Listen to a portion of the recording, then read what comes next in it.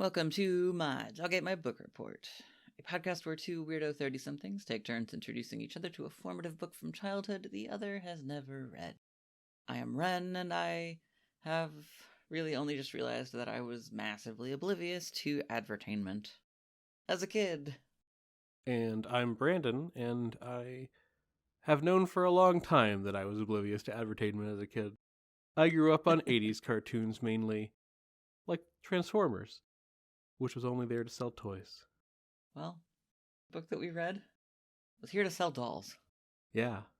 Not one person in this book turns into a car. There is a car, though. There is a car, yeah.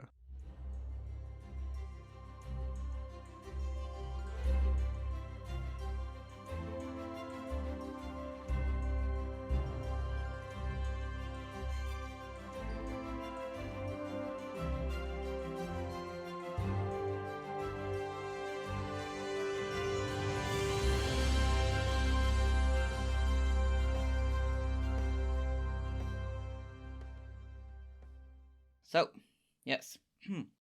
Disclaimer. On this podcast, we are going to go into detail about the book we are discussing. If you have not read it and do not want to be plot spoiled, turn back now and check out a different episode. Beyond this point be dragons. Not dragons. Man, I wish. Definitely not dragons. Beyond this point be very rich white people. We have read a slightly confusing book because of the nature of re-releases. So this is a bit odd because what we've read is ultimately 3 small books in one book, each with their own stories. So we've read Samantha, Manners and Mischief, which is a repackage of the 1986 first 3 Samantha books. I'll explain. They hooked 3 books together, repackaged it, gave it a terrible cover, and it contains a great deal of manners and very little in the way of mischief. The cover did strike me as we needed a cover, and so we just went to a stock photo site and bought one of a girl of about the right age and called it a day. That's definitely what it looks like, even though, after digging, I think they did set this whole illustration up to be what the doll version is currently wearing after the repackage. But maybe they just, took a picture of a girl approximately the right age and then just, slapped the right clothes on. It's a very disjointed image. She kind of looks like her neck is broken. Samantha Manners and Mischief, which used to be called Meet Samantha, Samantha Learns a Lesson, and Samantha's Surprise, tells the story of a very rich white orphan girl in New York City in 1904. Samantha now lives with her grandmother, who seems by all description to be an uptight Victorian-era lady with uncomfortable views on class relations. There are a few small plots considering that this was 3 different books. Sort of as follows. Samantha meets a neighbor's servant girl and befriends her, helping her out with schoolwork and learning a lesson on the reality of factory work and the lower class, which she generally kind of promptly forgets. Samantha is upset when Jessie, the household seamstress, quits and goes snooping on her at her house to find out why. I did think it was funny that she thought that Jessie might be a spy or something, instead of what the mundane answer actually was. And a third story is Samantha is grouchy that her uncle's girlfriend shows up and gets in the way of her normal holiday routine, but then ends up liking her and getting a doll. Dolls are a theme in this. Even though Samantha has some not like other girls' tendencies, she still loves dolls. Because everyone loves dolls. Dolls. Did I mention dolls? This didn't have a ton in the way of our usual sort of content warnings, but I did put classism and Oblivious entitled white kids in the late Victorian era. Although actually this isn't Victorian anymore, is it? 1904 is... What is 1904? Victoria died in 1899? The Victorian era was up until 1900 to 1901, generally, I think. So we're just at the beginning of... Okay. Is it the Edwardian era that comes next?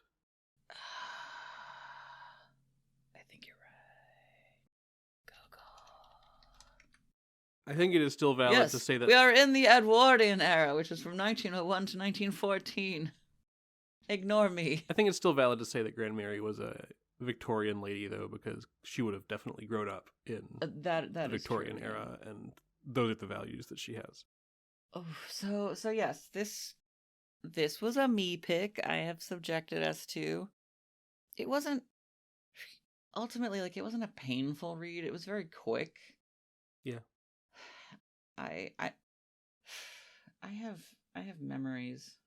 I'm struggling to remember exactly how old I was when I read these for the first time, but I more remember the circumstance. So I kind of need to like paint a picture. I moved around a lot in my early, like 4 to 9, I feel like age range. And I was in a new school I think I was already in Augusta at this point, Augusta, Maine, which is a town most people have never heard of, even though it's the capital. I feel like most people are like, Portland must be the capital of Maine, right? It's not. It's Augusta. Which only is relevant because I know that I was already just like this dorky outcast. I had these huge glasses, which made me look like an insect. Because this was still in the time where if you needed like a pretty strong prescription, your glasses like super magnified your face. Unless you were like really rich and you had the money to get like the super thin ones, but no, I did not have the super thin ones. I looked like a bug. And I had just like this awful perm because my mom was really like stuck in the 80s. And so I was just this frizzy haired bug girl that people did not like. I was too like weirdly spazzy and hyper. And anyway, this is important because my mom was very invested in me making friends. And so when this girl who was pretty popular, her name was Vanessa, deigned to invite me to her birthday party that year, that my mom was just desperate for me to become a normal kid. She took me to like a kid's toy store to pick out a present for Vanessa. I remember the lady at the store pointing us in the direction of all of these American Girl things and being like, this is what the kids are really into right now.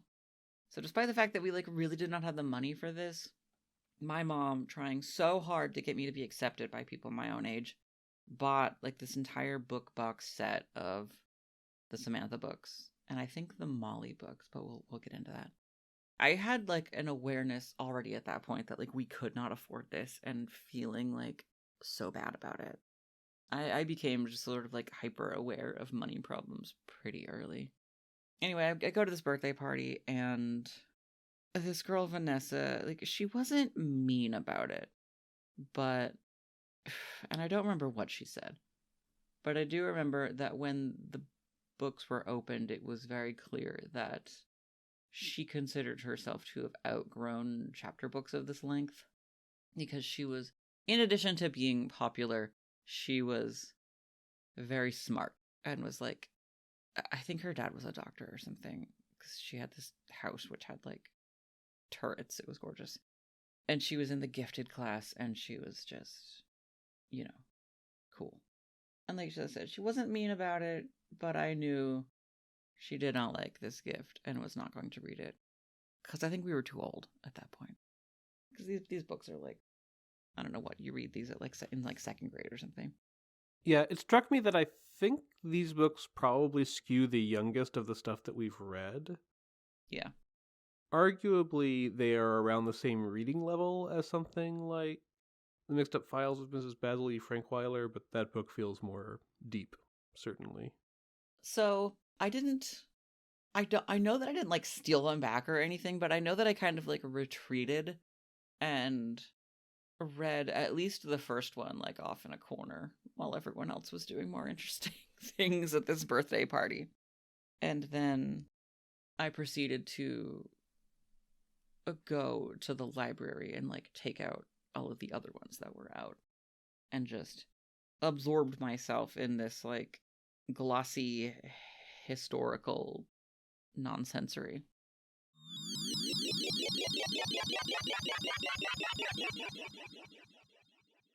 The Samantha books are part of the American Girl enterprise. There were 6 of them, of which we've read the first 3 packaged together. There were 6 Samantha books, there were 6 Molly books, and 6 Kirsten books. Molly was World War II, Kirsten was mid-1800s, and it spawned this whole enterprise. At the point when I got into this, I'm pretty sure it was just the first 3 were out, and then the next wave, which I think were 1991. I don't quite. Yes, 1991 was when the Colonial Girl series came out. Each girl had her own series of 6 books that were packaged along with, but you didn't have to buy the doll.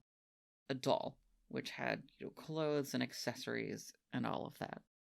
The books were really a vehicle to accompany/sell the dolls. But I was too old to care about the dolls.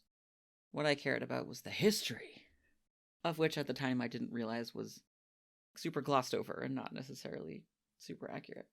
Going into this, I was actually kind of excited to go back into this because I remember it being more deep and more interesting than the first 3 ended up being. But I realized later in looking up the plots of the other 3 Samantha books that we didn't read, that the stuff I remembered being very interesting happens in those ones. All of the different American girls sort of tackle different issues. There's a girl named Molly who's during World War II, and that gets really into a lot of the sort of wartime stuff and rationing and things like that. And the Samantha book deals a lot with class relations, but through the perspective of Samantha being this really, really rich girl who's BFFs with a very poor servant girl. And my strongest memories of these books were that poor servant girl who used to be a child worker in a factory and is now a maid who's 9, ends up later on having to go back to the factories, I believe. Something bad happens to her family. I think the parents die, and she has to go back to the factories. And Samantha actually ends up going and saving her. So this book series is very rich white girl savior trope, but it does get a bit into the horrors of the really poor class in the city at this time. And I remember them not shying away from it. I feel they mention it in the second book in this one, where Nellie is all no, this is how factories actually are. People lose their limbs. A girl had all of her hair ripped out, etc. And I had very, very vivid memories of that and being very interested in the class struggles of the kids that had to work in factories. And that was the stuff I remembered the most, which didn't end up being in this. There is one point where Nellie does describe how awful it is for about a page or 2, but that's as far as it goes. It felt very after school special kind of to me, because the story sort of doesn't do anything in particular for a lot of the time, and then right at the very end of the arc you're given a quick summation of the lesson that you should learn now, which isn't necessarily supported by anything that's happened prior. It's just kind of a monologue. Yeah. Samantha herself doesn't have a ton of awareness of other people's feelings, and I found that slightly frustrating. There's this scene where she's showing Nellie, the servant girl, her brand new doll, and Nellie's all sad and silent, and Samantha doesn't ask her how she's feeling or really elaborate on any of that at all. She's just la-di-da, I'm rich white girl. And it's noted in the book, and I'm sitting there Samantha, ask her why she's upset. And she never does. And I'm just what's wrong with you? And I don't know if that was the author making Nellie very sympathetic or what, but there's also just several instances where Nellie is clearly smarter than Samantha. Like, not like book smart necessarily, because Samantha does have to, like, teach her how to read better and stuff. Samantha will just, like, posit this problem, like, oh no, like, I wonder about this. And Ellie's just, you don't have to wonder about that. The answer is blah. Duh, everyone knows that. Yeah, Samantha's world is very sheltered. At the very beginning, Samantha gave off big, not like other girls' energy because she was climbing a tree and, like, scuffed her knee. And I was like, oh, I'm understanding a little bit now, like, why I glommed onto this series. But then that all really went away. And there wasn't any more of that. And I was like, huh. Yeah, for the rest of the book, her not like other girls' tendencies are basically entirely internal thoughts about how she does want to be able to grow up and do things like drive a car, maybe. And other things that Grand Mary tells her are not ladylike, but all of that is just kind of stated in conversation or in the narration internal to Samantha's mind. They don't factor into anything that happens. There aren't like times when Samantha does something like drive a car. That would have been rad, though. I would love, like, Samantha and Nellie steal a car would have been She's only awesome. 9. That's what makes it awesome. Her only being 9 doesn't have any bearing on anything anyway. There probably weren't driver's licenses at the time. True. You know? I've talked a fair bit. What do you think? Should I apologize to you? No, this book is, as some might say, one of the books of all time. It is just very pleasant and innocuous. Sort of. And wants to convey some basic... I don't mean pleasant like, yay, I loved reading this. Just pleasant in that it doesn't rock the boat. It doesn't give you any especially tense or dramatic moments that might give you feelings. It doesn't really, like, horribly stick its foot in its mouth at any point either. It definitely is a very romanticized view of this time. Yeah. But I think that is based on the notion that the target audience is not old enough to really process a lot of the reality. And so the lessons are still very basic. Yeah. And digestible for a young reader. It would probably have been going too far for the target audience here if we had gone to a factory and saw somebody, like, lose a limb, right? Yeah. But the fact that they described it still wowed me a Yeah. little bit. I made a note at that point where I was like, suddenly this book goes hard. Because Nellie talks about how you can lose a finger, talks about how you can die, and she specifically mentions a time when she saw another girl get her hair caught in the machine, and, like, all of her hair got ripped off of her head and she almost died. And I was like, holy crap, I did not expect this book to acknowledge that so specifically. Yeah. Well, I figured your biggest complaint about this was also my biggest complaint, even though I understand, in that there's no overarching plot because it's 3 short little chapter books smushed into one book. Yeah. What we're mostly talking about here is, I think, the strongest little plot, which was the plot of the second book, which is where Samantha's trying to teach Nellie how to read better because Nellie gets to go to school for the first time ever. Samantha's also trying to gear up for this speech-giving contest, and the theme is progress in America.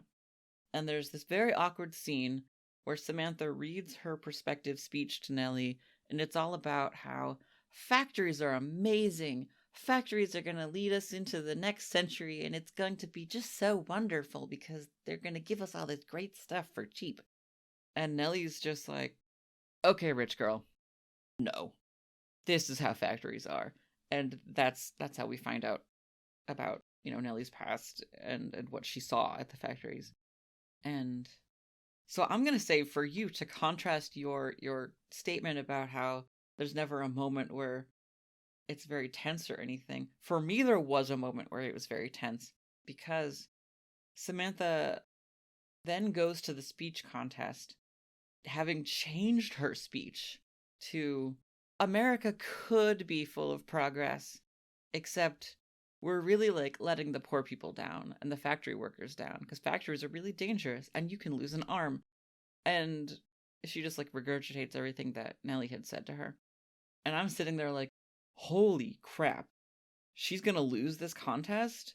The hoity-toity people are gonna be shocked and appalled and angry. Her grandmother's gonna like ground her, and she's gonna get in so much trouble because the rich people that she's giving this speech to are not gonna be happy that she's talking about like social justice issues in 1904.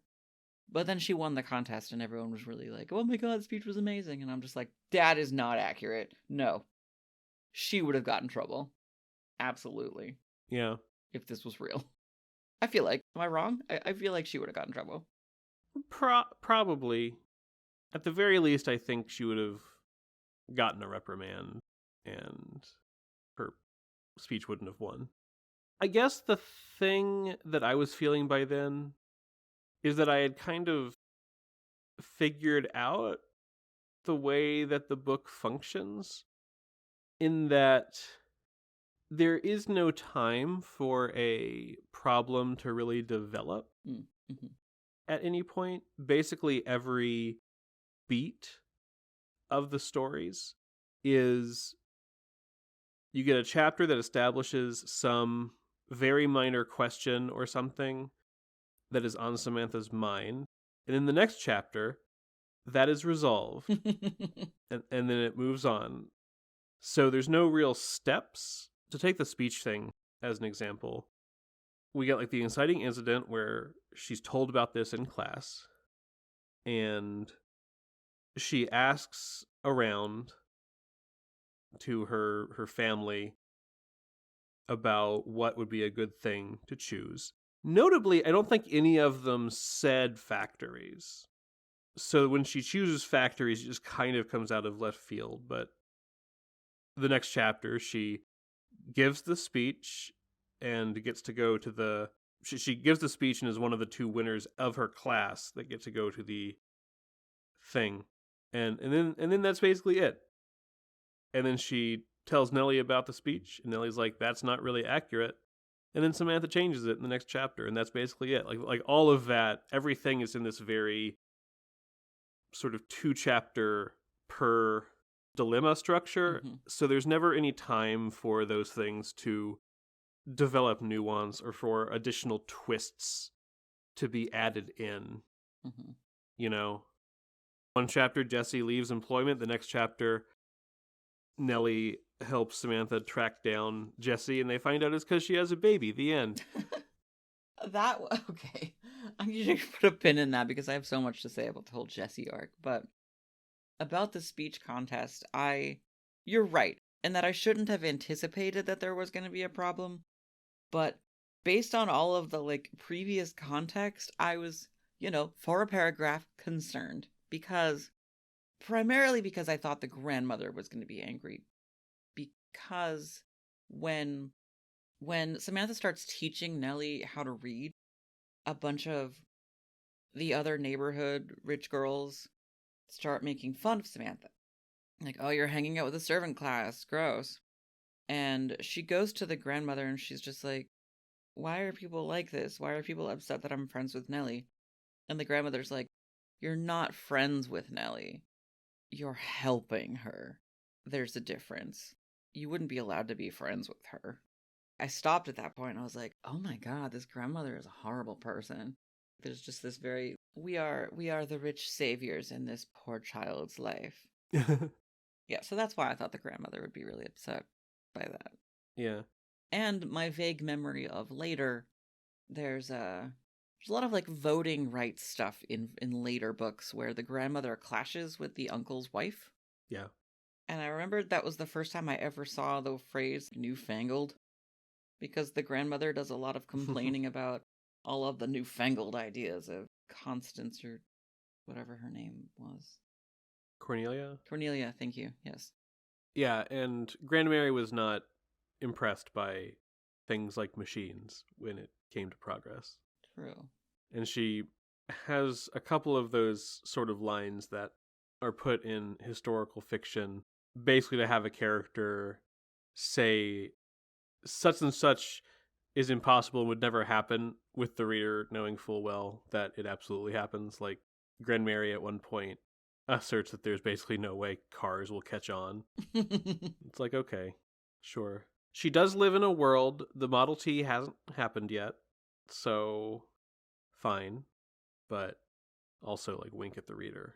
Be like, we know that Grand Mary is wrong. You and me. It's our secret. Listeners may note that I've been saying grandmother and Brandon's been saying the other thing. I don't like it. I don't like that she calls her grandmother Grand Mary. It feels so weird and like... I kind of like it, honestly. Like a mothball-y addict to my mouth. I don't want to say it. This might be an unpopular opinion, but I kind of think Grand Mary is the most interesting character in this book. Interesting, sure. Likeable, no. Yeah, not likable, but I think she has the most layers. That is true. And if you think about it, the grandmother character was theoretically done raising children, but then her kid died, and now she has to raise her grandchild, and that's got to be an adjustment for her to have to deal with.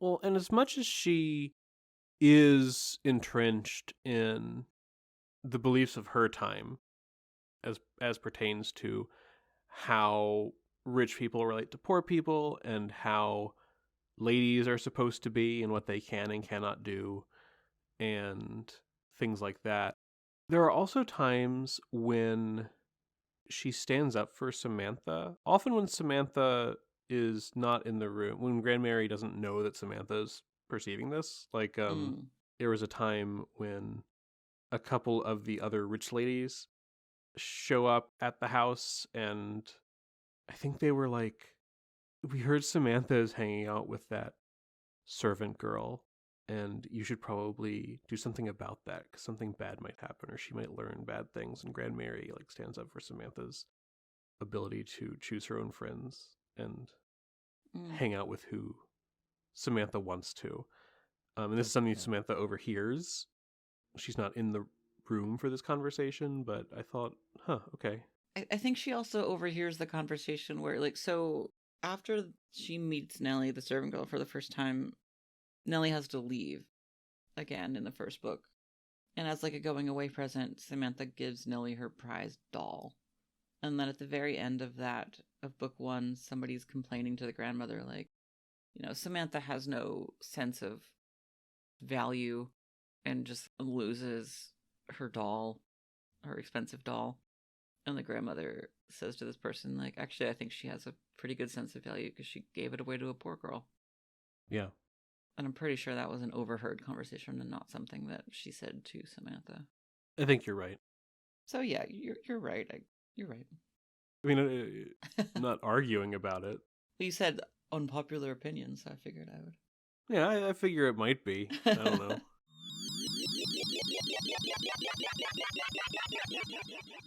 I put a pin in your comment about Jessie. So, in the first book, we get introduced to the household seamstress, Jessie, who I found it very interesting. I skipped over, apparently, the physical description. And I noticed that Samantha calls Jessie Jessie, and Jessie calls Samantha Miss Samantha. And I saw that and I was like, oh, wait a minute.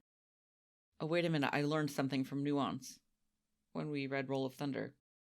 And I went back and reread the physical description, and sure enough, Jessie is black.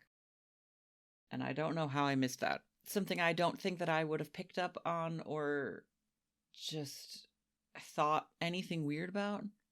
until I read Roll of Thunder and had that conversation with Nuance about how Black people were supposed to, call even like, white children with honorifics. So it was interesting going back and seeing the relationship between this white child and a household worker and seeing that in action and never like commented on just because it is the way it was supposed to be. But then also just the way she treats Jesse, I thought was very invasive. So Jesse announces to them in the parlor that she's quitting. And the grandmother's like, all right, well, you get a bonus and it was nice working with you or nice having you. And Samantha's just like, no, you can't leave. This is nonsense. And gets Nellie to help her go spy on her in her home to figure out why she left. It's like, that is so entitled and creepy. But as Brandon said, they find out that it's because Jesse had a baby. But then, without asking Jesse if what she wants is to continue working, Samantha then goes back to the grandmother and is like, she can still work here, right? Though, like, well, the baby will be fine, won't be in anyone's way. And the grandmother's like, yeah, sure, fine, whatever. But like, there was never any conversation with Jesse on the part of Samantha about whether or not Jesse even wanted to stay there. Samantha's just like, no, I need my friend. That, like, I have some sort of feeling of command over her life about for some reason. There's definitely an element of that, but I think that I don't think that's why Samantha is doing it. No, I think she thinks she's being helpful. Right, but also, I don't even know if I think she thinks she's being helpful. I think there's a couple times when Samantha comments on just the notion of having a job, or at least we're told in narration what Samantha thinks about it. And she seems to be of the mind that jobs are cool and people do jobs that they enjoy doing. So I read sort of Samantha's response to this as, oh no, Jessie doesn't get to keep doing the thing that Jessie loves to do. Because if she doesn't love to be our house seamstress, why would she be here in the first place? Because I don't think Samantha understands that the majority of people have jobs because they need to pay for things to stay alive. And they don't necessarily like the job, but they need the money. I don't think Samantha understands that at all. I don't remember if it's in this chunk or like the preview I read of the next ones or something. But at some point, Samantha says something about when she gets a job and the grandmother's like, no, you're not ever going to need to get a job. Did that happen here, or did I imagine it in like the reading? Okay. That was in this book. And that's why I say I think that Samantha thinks of jobs as an adult activity that adults do for fun. I think you're right. I feel like you're viewing all of these characters as much kinder than I did, because I think I went into this with the mindset of like, I need to sort of view the story behind the story here and really like nitpick all of these people and make sure that I'm not viewing it through nostalgia goggles. So I was very deliberately being harsh. I mean, don't get me wrong. The sanitized version of 1904 in this book is, at best, kind of negligent in teaching the hard parts of life here. But I guess I didn't read any of the characters as willfully ignorant or dismissive, because I don't think that they were meant to be written that way. But that's not always for like a non-problematic reason, right? Like, as you said, Samantha definitely has this really strong rich white savior element. I don't know that she feels that that's what she's doing, but it is what she's doing, metatextually anyway. And the book does not super engage with harder questions about like Jesse's relation to Samantha. It does. Nellie does tell Samantha when they go snoop at Jesse's house that, oh, this is the part of town for people who aren't white. And Samantha was like, what? There's a part of town for why is that? But that's about as far as that conversation goes. I think Nellie's answer was, I don't know, adults just think that's how it's supposed to be. Yeah, and that's the most that the book directly engages with race, Mm-hmm. I think. Yeah. And it never engages with like the whys or wherefores, or even explicitly engages with the fact that black folks are categorically poorer than the white folks by a pretty significant margin. Yeah. I did spend a chunk of the book trying to figure out if Nellie was also black, but I don't think she is. I think they're just poor white folks, her family. No, one of the things missing from this package of books is all of the original illustrations. Yeah, Nellie's supposed to be white. So the book does, barely touches on the class difference between white people and black people, but mostly deals with just class difference in general, and shows, rich white Samantha and very, very poor white Nellie. Yeah, because Nellie does show up in the illustrations. Yeah, I mean, I knew that this was a American Girl book and that those came with dolls and stuff, and though I did not go looking for these answers, I did wonder, would I have some little elements of context if I was a person who was familiar with this toy line? So, like, Samantha has her own doll, and I read that, like, later on, eventually Nellie got a doll too. It was discontinued after a while, but I, based purely on my memory of all of these books, because I did, I plowed through these, the World War II ones, the Colonial Girl ones. The other girl that was in the original Three Girls was Kirsten, and I think she was like a Swedish immigrant. Then there was Addie, who was a black slave in the South, and those are the five girls that I read. There were more girls later on, but I was already like grown out of it at that point, because the first five are up until 1993, and then after that it was 1997, and I was way too old to be reading these books at that point. But I remember the Molly books being very also about class stuff, but Molly was dealing with a lot of like I said before, like rations and stuff in World War II. Kirsten was an immigrant and had a very hard time with that. That was the book I only read once, I think, because I found her like the least interesting.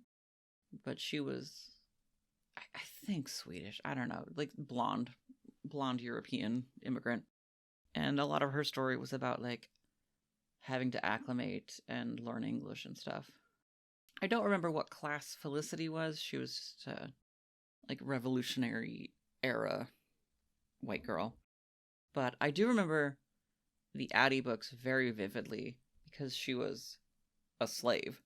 And I remember them being pretty rough, because there were definitely like scenes of abuse at the hands of like, the people overseeing the fields.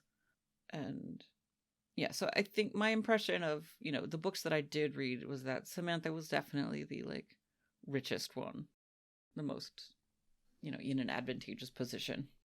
She's the Tony Stark of the American Girl Avengers. Gosh, that's kind of possibly true. I really waffled over whether or not I was going to pick these ones or the Molly ones, because I remember the war stuff being really interesting in the Molly ones. But I remembered the factory worker stuff being really interesting in these ones. And so that's why I went with this, even though we barely got to touch on the factory stuff because we only read the first three. But that's why I went with Samantha. I don't think that they were terrible. I'm kind of glad that I read them, because I think that it really got me interested in reading more historical stuff. And I do remember, because I'm in New England, we had a big segment in high school about child factory workers, because there were a lot of factories up here that had horrible history with child factory workers. And I remember like already having a little bit of a background in knowing some of this stuff when we went into those units at school. One of the books we had to read was called Emmeline. I don't know if you ever heard about that. That sounds familiar. I don't think I ever read it, But though. it's kind of a, I mean, I'm sure the book is fine, but the plot is horrifying. There's this girl who has to go work in the Lowell, Massachusetts mills as a small child, and it's just like traumatizing and horrible. It's just like we would really like to nail home the concept that child factory worker life was horrible and you can't escape it. It's just so rough. And then we went on a field trip to the Lowell Mills and got to see the mills, and it was just like, this is awful. But that's what going to school in New England is like. Yeah. History. Man. We, I can't remember any of the names of things or anything, but in Virginia, I think the stuff that we would get in a similar vein was usually about like all the bad stuff that white people did to Native Americans. Though I don't explicitly remember any of them being that intense. So we have obviously talked a little bit about how there were a bunch of other American Girl books, but yeah, so the American Girl TM enterprise started in 1986. A woman named Pleasant Rowland started this whole thing, everything. It's so much. Through the use of these like rather expensive dolls and their accompanying book series, the goal of the project was to teach, and this is in quotes, teach aspects of American history through a 6-book series from the perspective of a girl living in that time period. Things that I read about Pleasant Rowland said that she just sort of like saw this gap in like trying to get girls of this age range interested in history, and so she wanted to fill that gap with expensive books and expensive dolls. Like I said, in 1986, the original line was Molly, Kirsten, and Samantha. They each had a doll with all of the doll accessories and the 6-book line. All of them were written by a number of authors. The two authors of the 3 books that we read were Susan S. Adler and Maxine Rose Shore. The entire line was just massively successful, resulted in even more doll girl series, continuing on to today, including such horrors you may have heard of. The recent historical girl that they put out, I think 2 years ago at this point, and this historical girl is from the historical era of 1999. It's painful. So what, she has to deal with Y2K? Is that? I think she has. I saw a picture. I think she has like an iMac. like it's amazing. It pains me. In 1998, the American Girl Enterprise was bought by Mattel for $700 million.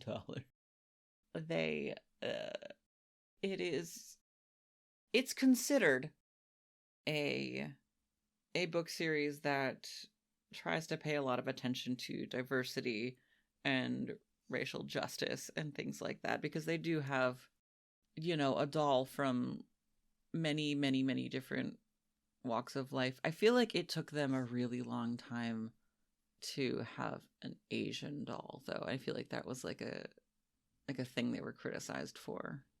All of these books followed this very rigid theme of all of the books. They were all like, the first book was always meet girl name, and then the second book was always girl name learns a lesson, and the next one was about Christmas, and the next one was about the birthday, and then the 5th one was always about like the big struggle in the life of this character.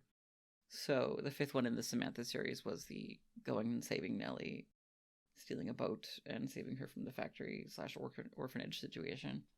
And then the sixth book is always Changes for Girl Name, which tends to touch on more of the like historical stuff that's happening in the world at that point and how this character is sort of viewing those things and the future going forward.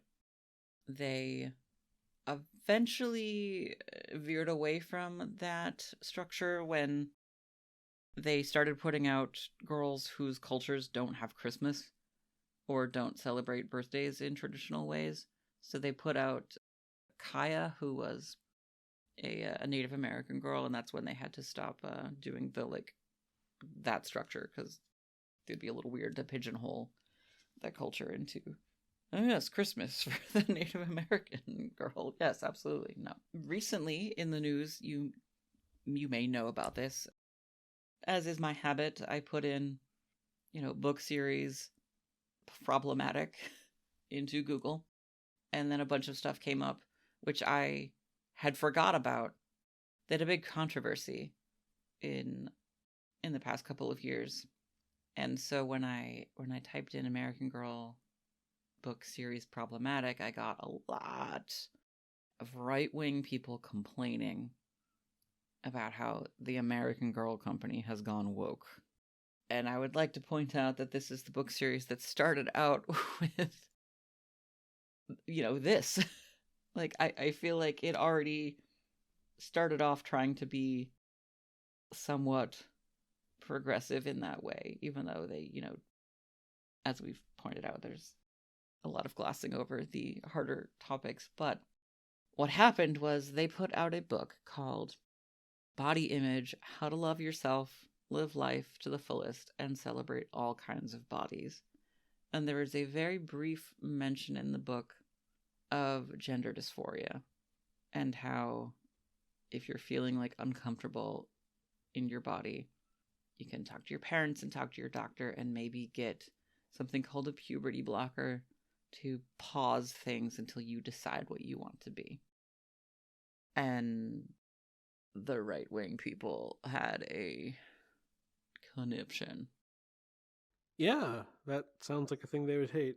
It's like, when the Star Trek fans are like, oh my god, Star Trek went woke. Since when? It's like, since the beginning. Yeah, 1966. But yeah, there's a lot of really angry middle-aged white women that are just like, my American Girl books were never progressive when I was little. It's like, what books did you read? They were certainly trying. Yeah, I mean, what it all kind of boils down to is some people are just really, really eager to tell everyone they have crap reading comprehension. So I was glad to see that there was not a ton that I found in my Google search to say that, like, this is a horrible company that we should not promote on our podcast or anything, because it seems like they, even though they've had some missteps, really have tried to be educational and touch on some of the tougher aspects of things. Yeah. For the most part, I don't think that backlash to that book is going to hurt them. They are incredibly successful. There's people that have have devoted their entire personalities to the collection of these dolls. It's just it's a whole enterprise. But I never paid any attention to the dolls. I just cared about the books.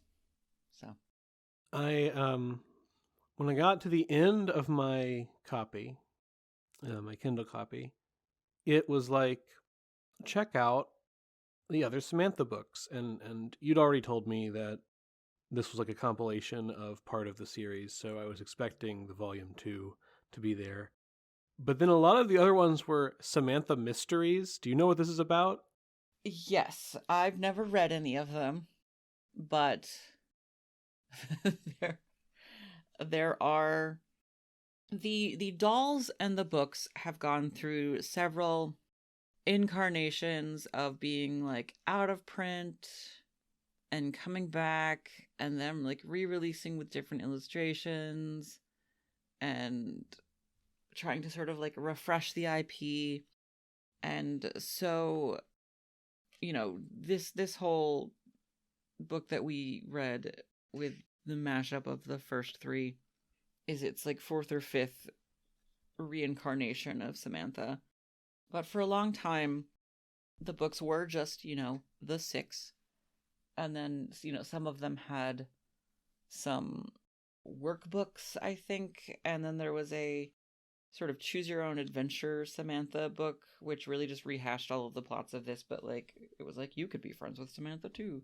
Insert yourself into Samantha's story. But what you're talking about is they started in the mid 2000s releasing the books with most of the original characters all getting their own little mystery adventure. So in 2005, Samantha, Molly, and Kit Kittredge, which is the 1930s American Girl, have a mystery book. I didn't read them. I don't know how gritty they are, but they seem kind of, Nancy Drew adjacent. The first Samantha one is called The Curse of Ravenscourt, a Samantha mystery. And apparently those all did well enough that they started doing them with a lot of the other girls. And Samantha got the second most number of historical mysteries. Some of them only got one, some of them only got three. Samantha got five. She got The Stolen Sapphire, The Cry of the Loon, Clue in Castle Tower, and Danger in Paris, which was released in 2015. So they kept going. They did stop with the mysteries around 2018, it looks like, and that's when they started a sort of another repackage of everything with this whole Be Forever repackaging process that they started. I love when a kid's book spawns a ton of sequels that are mysteries, even when the initial book wasn't a mystery. Yeah, it's just funny. I did a lot of thinking about like what it could even be like, but unfortunately all of the articles have, the names of the Samantha mystery books, but there aren't links. I can't find a ton about them. I have to assume that Nellie solves the mystery and Samantha's also there. That makes a lot of sense. Someone could, if they were so inclined, do an entire podcast episode on the business practices of the American Girl enterprise, because it's a lot. 1986 to now, the company changing hands several times, just, the 100 or so books that exist, however many girls there are, there's a lot to say about it, but I tried to limit it to just the stuff that was relevant to Samantha. That's fine. Did either of these authors that wrote the ones we read have any like other super notable credits or anything? Not that I saw. There was something in the first author, Susan S. Adler, had like a little about the author that was like, I was super excited to like do the research for this time period, but mostly like worked in like other fields. Said that Susan B. Adler works in art and conservation. There's so many authors that work on these series that I just couldn't really find a ton on the people that wrote these books. I have to imagine that it was basically like, corporate on high sort of had like structures for these books, plot beats that had to happen, and sort of just like hired presumably probably cheap authors to research a little bit about this time period and plug in, pretty, what's the word here I'm looking for? Vaguely superficial sort of fluffy stories that fit the structure of the 6-book series that had to have, a birthday and a problem and a Christmas and a school story and Yeah, I suspect you're correct about that. There is an American Girl Wikipedia, and I was very hopeful that the American Girl Wikipedia would give me way more information about the authors, but unfortunately it just has a page that's like, this author wrote these 2 American Girl books, and that's it. And I'm like, well, cool. I can find their LinkedIn, but that doesn't really, that feels invasive to me. So, yeah. I would have loved to have more interesting information on that question for you. I'm sorry. No, it's fine. It can sometimes be pretty tricky to find that kind of stuff with a big brand like this, Doing the research for this was it was very interesting because a lot of the times I had to get really granular with the Google searches for what I wanted, because the entire first page of results would be about doll collector sites and, in-depth breakdowns on the differences between the 1986 version of a doll and the 1997 version of a doll and how many ribbons the hat had. And I read all of them, and it's weird. And, the first version of the Samantha doll had like a dusty rose colored purse. And the difference between the one that came out 20 years later is it's more of like a baby pink sort of purse. And I'm not making this up. I read way too much information about the doll's dresses, which I ultimately didn't decide was relevant for this podcast. But people really love the dolls. And there's the whole like eBay seller drama and yeah, dolls. Cool. So I got a little bogged down in some of the doll stuff at a certain point, and I was just like, okay, no, I got to start writing very specific Google searches. I do have a discussion question. Okay. We might need to cut this out if we can't think of anything because it is very specific, but my discussion question for you, throwing you right on the spot here. If you had to give a speech in 1904 on progress, what might you have said? I mean, maybe airplanes? Ooh. Granted, not a lot had happened with them yet. So it would be kind of looking forward to, like, someday air travel might be a thing people can do. That's a way better answer than what I had in my head. I was like, maybe trains. Trains were big back then, but I think that was a little late for trains to be new and interesting, actually. If I didn't have enough to work with from planes, I likely would have said something like cars. So essentially, between the 3 of us, we've got planes, trains, and automobiles. That's correct. We are old. Have that reference. Yeah. Classic. Should we move on to peaches? Sure. I don't know how to judge this peaches-wise, because this is 3 different books mushed into one.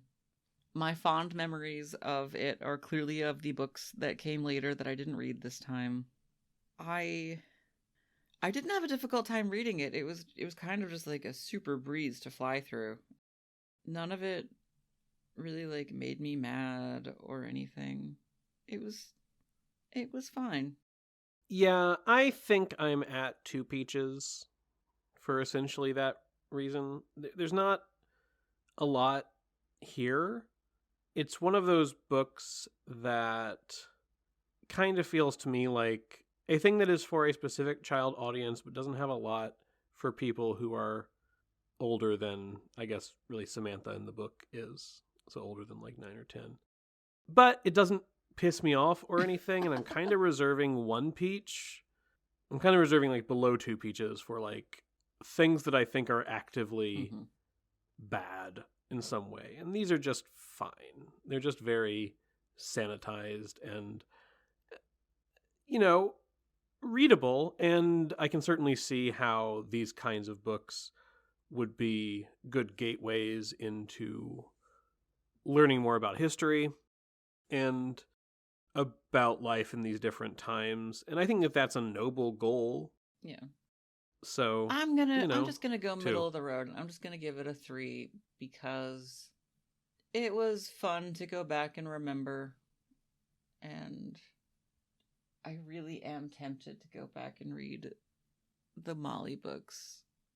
So it did. I had a good time, I think. So yeah, I'll go 3. Sure. Yeah, whatever. Yeah. Maybe, I think I might have given it like a 2.5, but I feel like my gut is to bump it up a half a point because, my rule is that I dock things points for slurs, but I feel like maybe I should reward things points for making transphobes angry. And so that's what I'm going to do. That is fair. It's a 3. Three peaches here, fair. Samantha. Thank you, American Girl TM, for making transphobes angry. I appreciate it. Some good ally. An ally worth half a peach motion there. Cool. Speaking of peaches, what we're reading next, it just kind of blows my mind a little bit. It's episode 25. And as I mentioned a few times in past episodes, we're gonna do something special. And this time we're gonna read a book that we've both read. Because we're gonna go take a bite out of James and the Giant Peach. That I wrote that on the blurb, but it actually sounds like we're about to engage in cannibalism instead of moving on. We're going to evaluate our rating system. We're going to go back and read James and the Giant Peach, see if it really is worth us basing everything else on. We're going to talk about some of the recent Roald Dahl censorship issues, because that's a really exciting current event thing to discuss. And, just sort of talk about how the podcast has been going so far. Yeah. It's been a long time since I've read James and the Giant Peach, so I'm mildly curious if we're going to go back and read this and be like, oh no, we've been basing our entire podcast rating system on this? So that's exciting. Yeah, I think I probably last read it in like 4th grade. Oh my gosh. It's been a long time. I think I last read it probably after the movie came out, because I was like, oh, okay, I want to see how different it is, because I don't remember very strongly what it changed. Yeah. And I don't remember what age I was when the movie came out. We'll see. Yeah. We'll look into it. These answers and more 2 weeks from now. Yeah. Bum, bum, bum. My Dog Ate My Book Report is produced and edited by the hosts, Brandon and Rin, each of whom can be found on Twitch as Picarito and Ran Out of Time, respectively. But it's not... You fixed it! I fixed it. You fixed it! I fixed it. Good going. The music used in this podcast was licensed by Epidemic Sound. Our icon image was... The music used in this podcast was licensed by Epidemic Sound. Our icon image was illustrated by Cindy Lau. Have a question or comment for the team? You can find us on our website, which links to all of our socials at dogatemybookreport.blueberry.net. That's blueberry without any E's. Or by emailing at dogatemybookreport@gmail.com. We'd be super excited to know what books you loved growing up. Thanks for listening. Oh, one thing which I didn't touch on that I had in my note. Oh, yeah. Was, I wrote it, what was the word? Where'd it go? Dickens. Her friend passed her a note that said, what in the Dickens is Lagorge? And she's all like, oh, I need to crumple this note up and put it really small in my pocket, because if the teacher finds a note with a swear on it. And I'm like, oh, Dickens is a swear? I'd never heard that referred to as a swear.